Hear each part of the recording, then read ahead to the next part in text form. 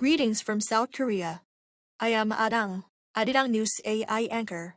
Here is the news-making headlines today. South Korea's benchmark KOSPI reached the 5,000 mark for the first time on Thursday. According to the Korea Exchange, the index closed at 4,952.53 points, despite briefly crossing the 5,000 level shortly after the opening. The move came only 3 months after the index first broke the 4,000 level last October. The rally followed gains on Wall Street overnight, as easing tensions between the United States and European nations boosted investor sentiment. Heavyweight semiconductor shares led the advance, with Samsung Electronics hitting an intraday record high. Analysts point to strong earnings momentum in the semiconductor sector as the key driver behind the surge. South Korea's real gross domestic product saw a rise of 1% last year, matching preliminary central bank estimates. According to data released Thursday by the Bank of Korea, real GDP grew 1.5% year-on-year in the fourth quarter of 2025, a drop of 0.3% from Q3, reflecting modest economic expansion amid mixed sector performance.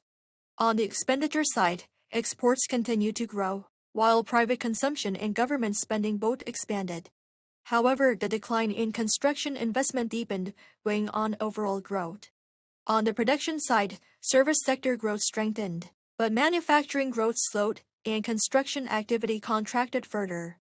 Meanwhile, real gross domestic income increased 1.7%, slightly outpacing GDP growth. President Lee Jae-myung has called for greater commitment to rooting out scam crimes. Speaking at a weekly meeting with his top aides on this Thursday, he described such transnational crimes as vicious and highly threatening, warning that they can escalate to diplomatic disputes.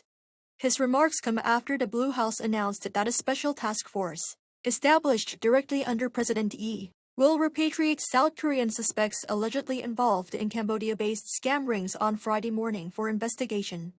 The suspects are believed to have swindled around 48.6 billion won, roughly $33 million from 869 Korean victims.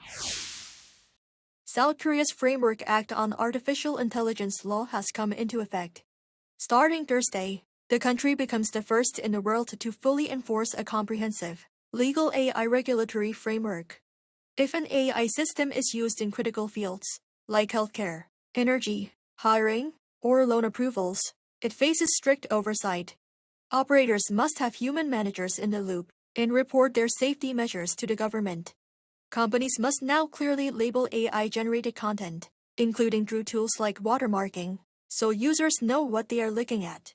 But startups and smaller firms also argue that complying with these complex safety and labeling rules requires money and manpower they just don't have. The Ministry of Science and ICT says it will suspend fines and investigations for at least 1 year. South Korea's ruling Democratic Party has proposed a merger with the Rebuilding Korea Party, ahead of the general elections this June. During an emergency press conference on Thursday, the DP's chairman Jung Chang-rae proposed an outright merger as he noted that the spirit of the time for both parties aligns. Jung further urged for a swift formation of a working-level team to discuss the merger. Rebuilding Korea Party chairman Jo Kook responded an hour after the announcement, saying that the party will carefully listen to what the public has to say and its party members to determine the best path forward. That is all from me today. Thank you for watching.